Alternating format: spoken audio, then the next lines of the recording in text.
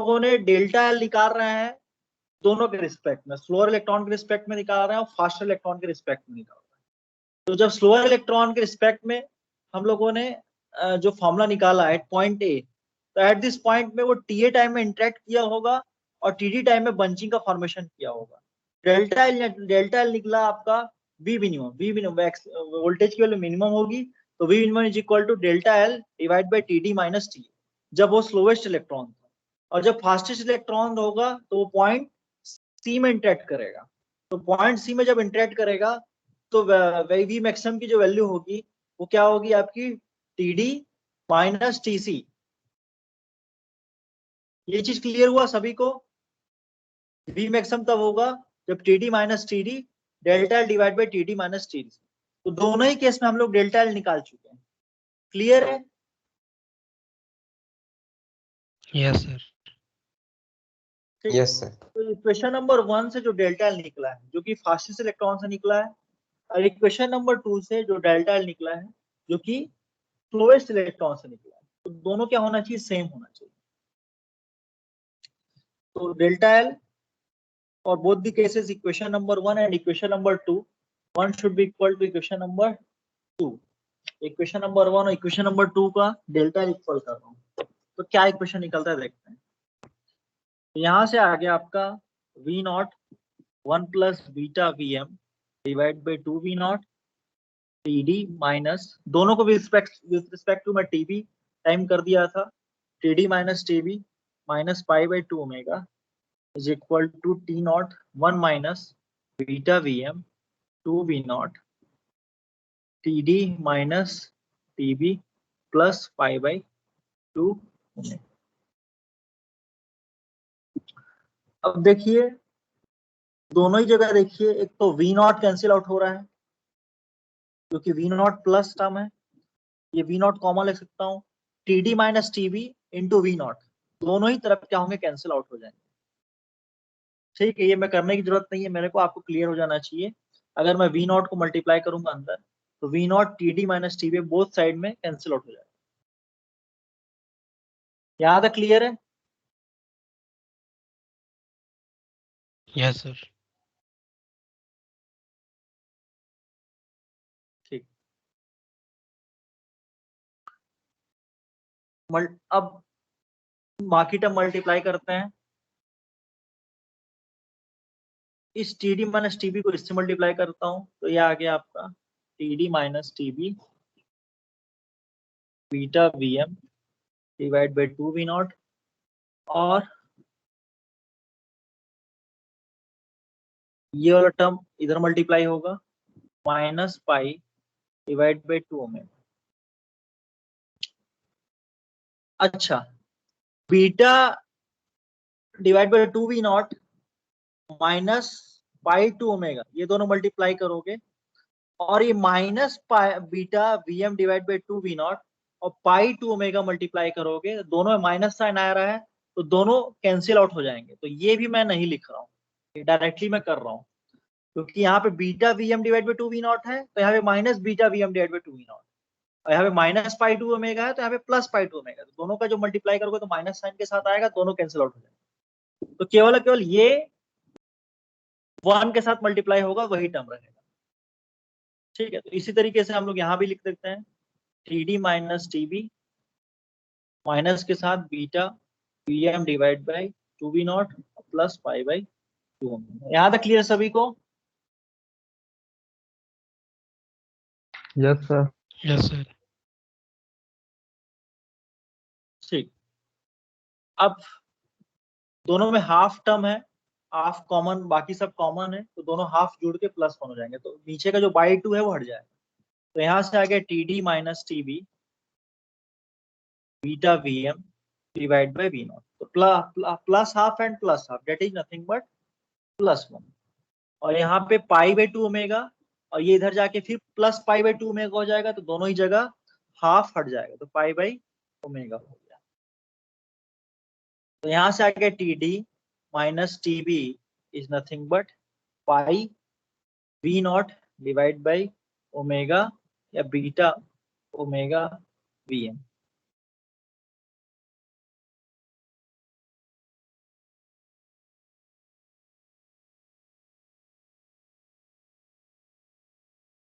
Clear है ये question सभी को? Yes sir. Yes, sir. Yes, sir.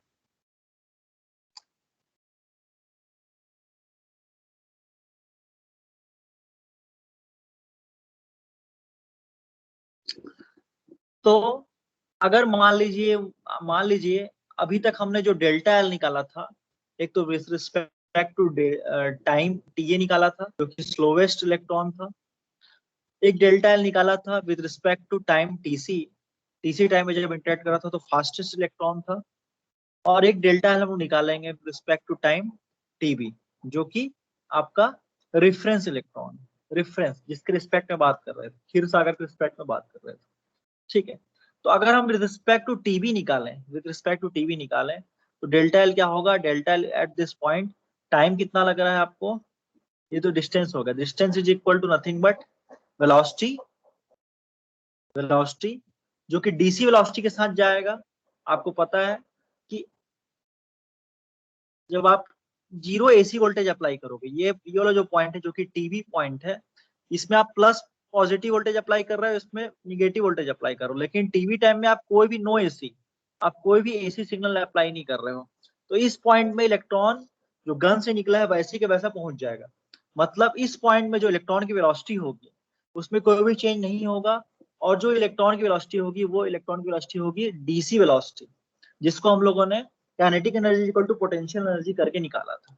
और याद होगा आपको ये जो वेलोसिटी आया था वो कुछ इस तरीके से आया था, 2E m डिवाइड बाई क्या आया था? यही आया था।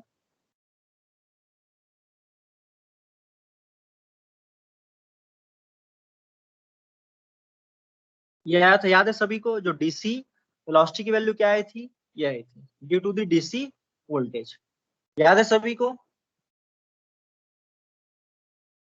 Yes sir. Yes, sir.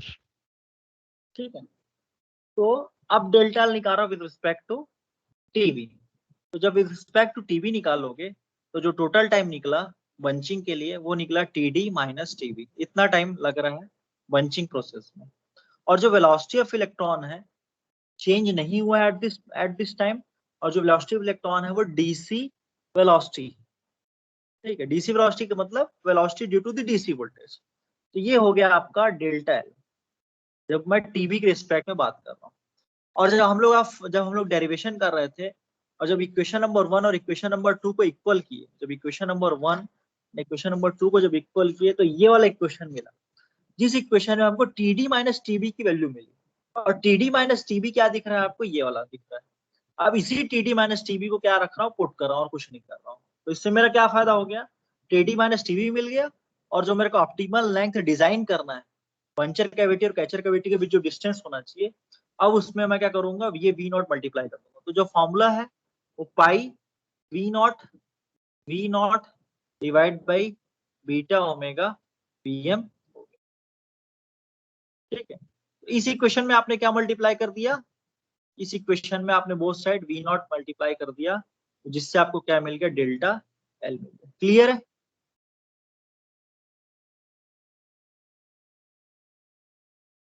Yes, sir.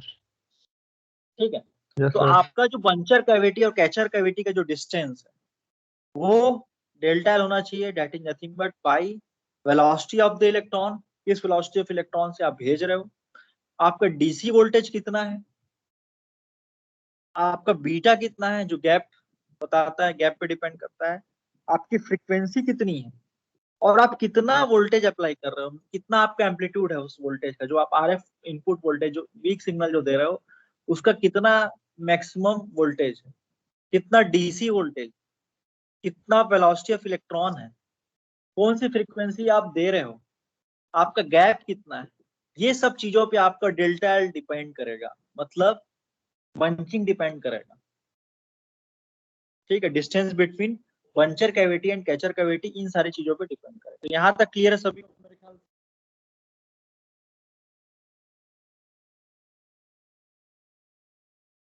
Yes sir. Yes, sir.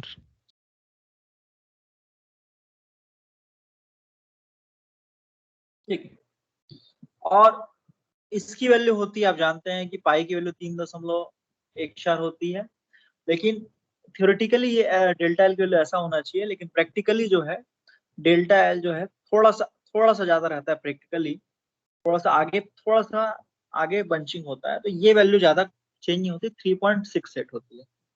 3.68 V nought to V not divide by beta omega V. तो ये हो गया ऑप्टिमल, डेल्टा एल ऑप्टिमल, और एज पर थ्योरी, और ये जो डेल्टा एल एक्चुअली में जो होगा फॉर्मेशन होगा एज पर प्रैक्टिकल। तो ये फॉर्मूला आ गया 3.68 वी नॉट। मतलब आइडियली तो ऐसा होना चाहिए, लेकिन आइडियली बिहेव नहीं करता, इलेक्ट्रॉन थोड़ा सा स्कैटर वगैरह होता है, तो ये थोड़ा सा आगे में होता है। तो 3.68 एक फैक्टर मल्टीप्लाई होगा with the V not divide by beta omega V. तो आज के लिए यहीं पे रखते हैं, आज बहुत ज्यादा डिस्टरबेंस हुआ। ठीक है, मेरे को ऐसा लगता है कि अब ये वाईफाई ऑन करके पढ़ो तो ज्यादा बेहतर है, बहुत ज्यादा डिस्टरबेंस हुआ आज। चलिए, तो सचिन आपने ले लिया है।